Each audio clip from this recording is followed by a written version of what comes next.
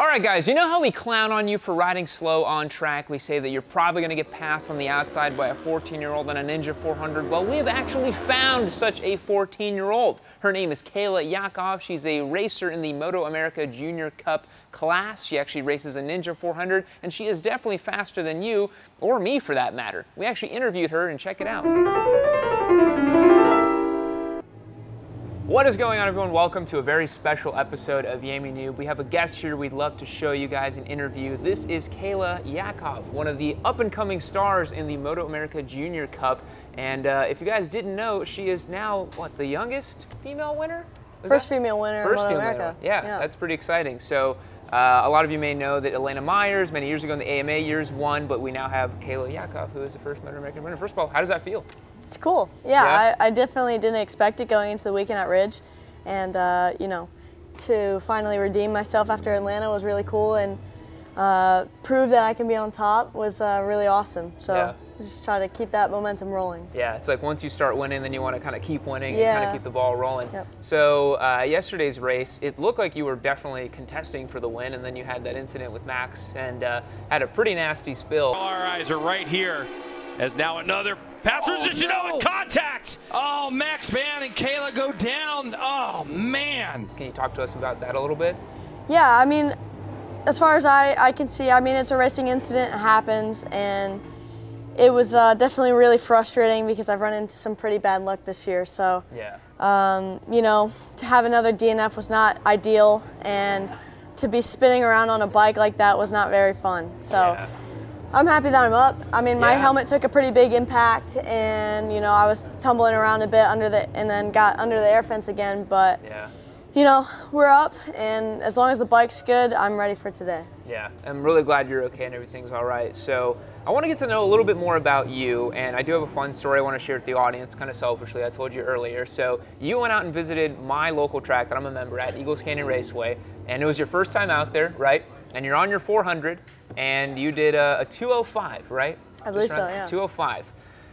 Guys, I go to Eagles Canyon Raceway. I'm on my Daytona 675 on slicks, about 3 times the horsepower, and I do a 206. So Kayla is a whole second faster than me with about 1/3 of the horsepower. So she is smoking fast, and that was her first time out there. So I just want to give you a big shout out for that. Thank you. Just embarrassing me on the channel.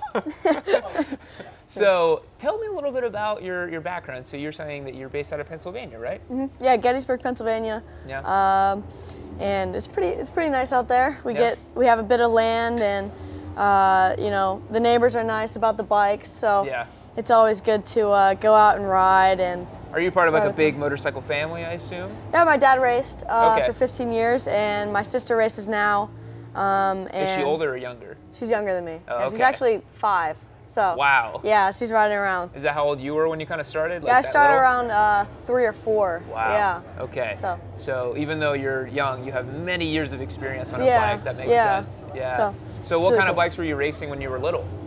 My first bike was a JR50, Suzuki JR50. Okay. And then got into the PWs, and then I think to 65s or 50s, 65s, and then I started getting to road racing when I was about 7. Because before that, I was doing motocross and flat track.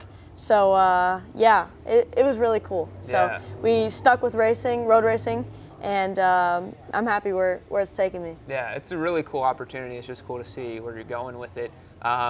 Where do you kind of see your kind of trajectory going? What would you like to do with motorcycle racing? I'd like to eventually, you know, go kind of the path of Gerloff, Garrett Gerloff. You know, go to Moto America Superbikes, try to do well there, and keep progressing. Just we'll take it step by step for now, but you know, end goal would be, you know, Moto America Superbike, and then try to get to World Superbike would be probably end goal for me, because I really like that paddock. Could you imagine a world in which you go maybe like Anna Carrasco and go like World Super? What would that be? Super Sport 300. Super Sport 300. Yeah. Would you want to do something like that? Kind of move to the world stage sooner? I could see that. The thing about, you know, moving there early is there's so many rides that, you know, are taken up year by year, and it's really hard to get over there. And if you're not really exposed to that paddock right away, it's really hard to get back into it. So, that is true. you know, if we keep progressing, maybe those opportunities will come. But, you know, as of right now, I'm just going to keep, you know, I'll take it year by year, step by step. You know, obviously this year I still have to recover in my off season with my injury. Yeah. But you know, hopefully we get stronger and stronger and eventually get back to the world stage. Cool. Now I want to ask a little bit more about your personal life. So you're out here racing lots of weekends. Do you go to school? Like what does it look like for your kind of normal 14-year-old life? Yeah, so I do a lot of online school now. It's last year was my freshman year, and yeah, I started doing online school in Gettysburg, and yeah, before that I was doing public school, and it kind of became too much to where I was missing too many days. Yeah, missing too many days, and then it was just, you know, at that point I was like, I'm done with this. We're just gonna do online so that I can travel and not really have to worry about being in school as much. Yeah, it's hard to kind of keep up a whole like racing career and school and all that. Yeah. Is that something other young racers are doing that are trying to be competitive? Yeah, I think a lot of the younger guys are doing online school, I believe. So. Yeah, that makes sense.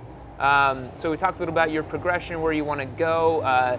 You know, now you're in a position where you've won a race, you're starting to gain some notoriety. I heard actually today you're getting a new sponsor being signed on to your team, right? Medallia, which is pretty cool. I don't know by the time this video comes out, I don't know if that'll be news, but maybe it's not. You know, do you feel a sense of kind of responsibility now that things are kind of, you got more of a limelight on you, more things happening to you? It's really cool to be, you know, have more recognition and kind of see all my hard work paying off. But, you know, we're just going to keep rolling with it. I'm not really worried about, you know, the championship as of right now either.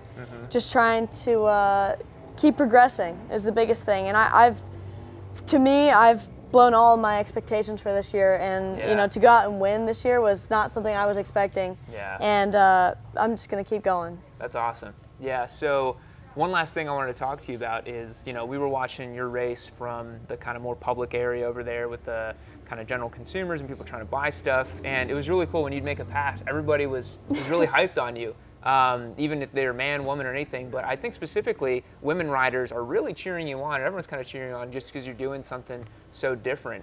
Does that come into your mind when you're on the track, when you're trying to go out there and win, or are you just kind of like, I'm just trying to full gas and just try to get ahead of everybody? One of my friends told me that, like, they were sitting at the podium and, you know, I was making some passes and everyone was like cheering, and then, you know, when I'd get past, it'd be like, oh, you know, stuff like that.